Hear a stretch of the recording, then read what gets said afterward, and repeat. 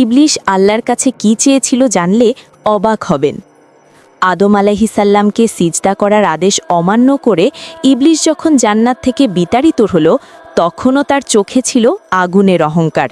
সে কাঁপা কণ্ঠে ক্ষমা চাইল না, বরং আল্লাহর দরবারে দাঁড়িয়ে এক ভয়ঙ্কর আবেদন করল। সে বলল, হে আল্লাহ, আমাকে কিয়ামত পর্যন্ত অবকাশ দিন।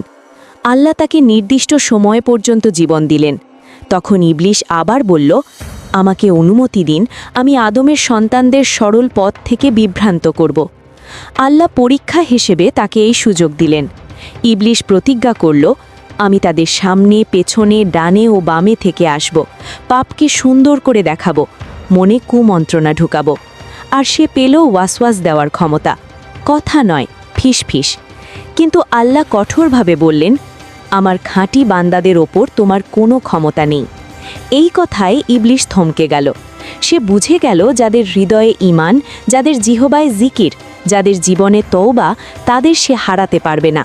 সেদিন থেকেই ইবলিশ অন্ধকারে অপেক্ষা করে, দুর্বল মুহূর্তের, ভুলে যাওয়ার, অহংকারের। আর মানুষ যদি আল্লাহকে স্মরণ করে, শয়তানের সব শক্তি ভেঙে চুরমার হয়ে যায়। ঈমান বাঁচাতে ভিডিওটি শেয়ার করুন।